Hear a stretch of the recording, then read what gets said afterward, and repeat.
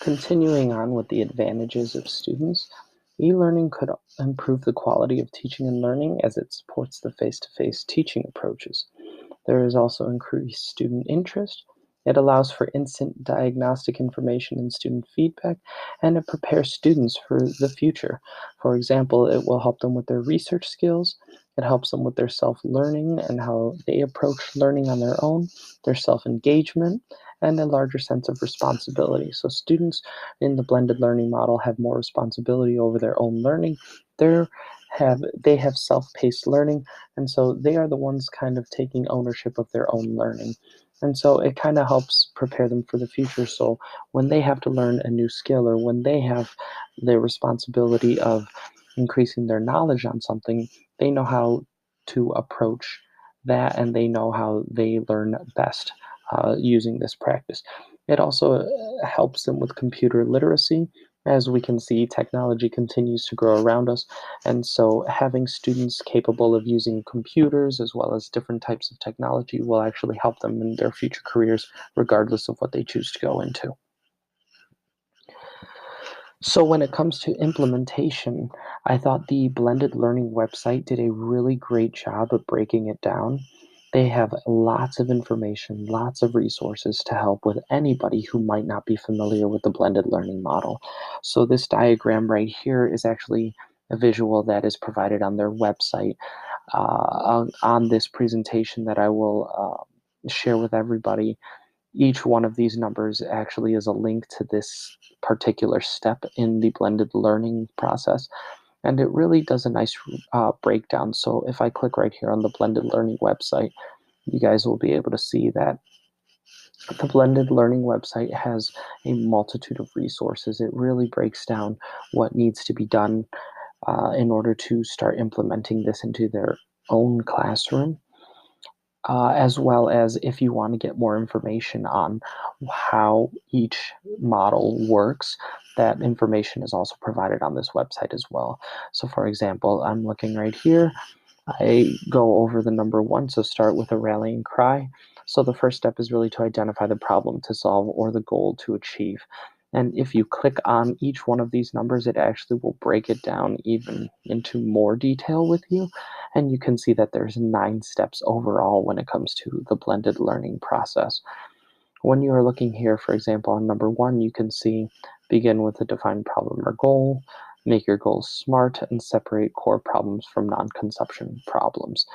And it gives you a nice little description of what you're looking for, what questions to answer, and what you need to do before moving on to the next step.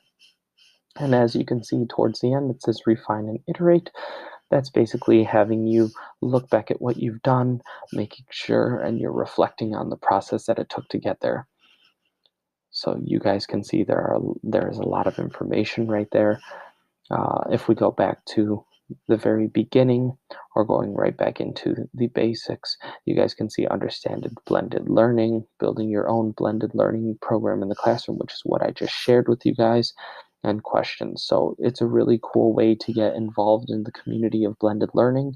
And just like I was saying before, you can see the different models. They're all outlined, why blended learning, just things that we've talked about already. So the customized learning, you can see that the students have control of their pace, and you can learn anytime and anywhere.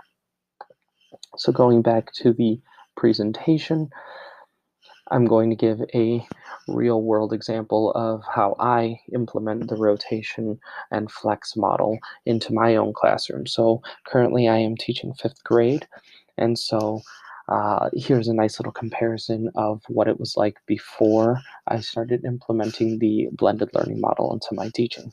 So traditionally, when I was doing math, it was not the most exciting thing. I realized a lot of my students were not as engaged. Some would understand the material, but I really wanted a way to get more of my students involved, more of my students to grow, more of them to be engaged overall. So before, I would traditionally just teach the concept of the day to the entire group in a whole group setting. Everybody would be using the same resource. Everybody was expected to meet the same criteria. I would also have a practicing the concept of the day. Sometimes I would do this in small groups, sometimes it would be in whole class, using whiteboards for comprehension, and then I would assign the homework and we would repeat. I realized this was not a very good method, and so luckily I started doing guided math, which actually incorporated the blended learning model in it. And so I did something with the rotation model in blended learning. And so I would incorporate Freckle. And now Freckle allowed me to have individualized learning. The kids were doing self paced learning based on the standards we were trying to address for the unit in our math class. And so the kids were really learning at their own pace and they were being challenged and engaged while they were on the computer. And that was actually for one of their centers.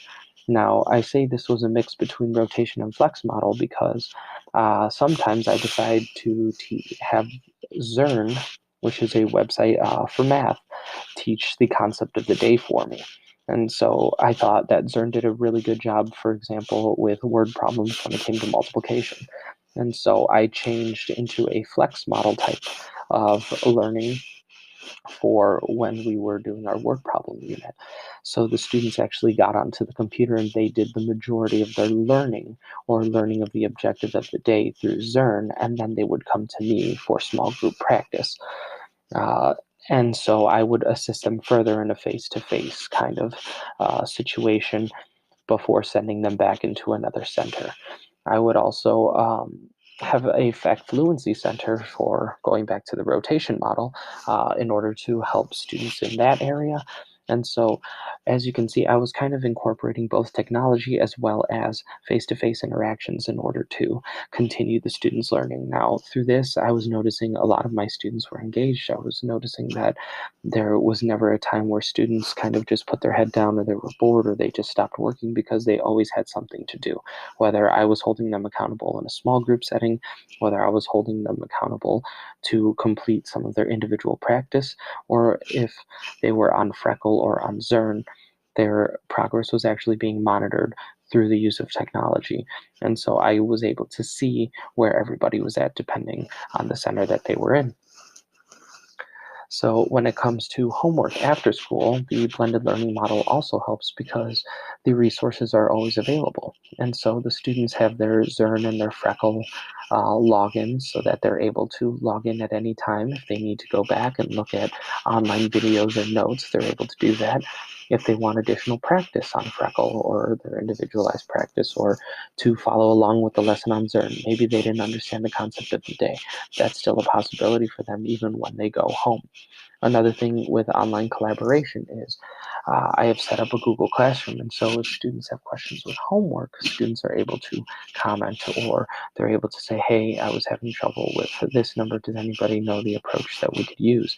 And so there I'm letting students actually take the initiative to reach out and help each other out when it comes to learning. So I'm still the teacher of the course, but now I also have my students taking ownership of the learning and helping each other. So it's actually a really great way to implement the technology as well as those face-to-face interactions in the classroom. But this is one of the many ways that we can implement it into our classroom as elementary school teachers. So my tips for success would be to create a schedule or routine for implementation.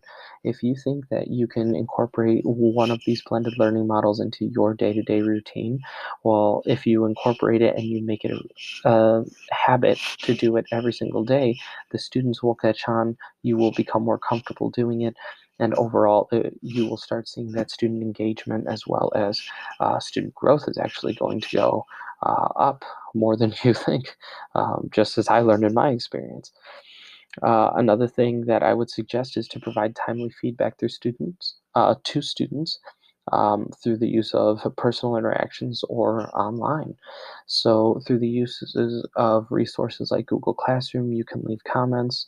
If you're on Schoology, there's discussions there. You can also leave comments and grades on there. And so there is a multitude of ways to continue to keep students engaged and to keep students informed about their own progress when it comes to their learning. And so I would say also that face to face interaction with them, letting them know that you are watching when they're on Freckle or when they're on Zern, for example, and let them know of their progress that they're making as they're on those websites, and when even when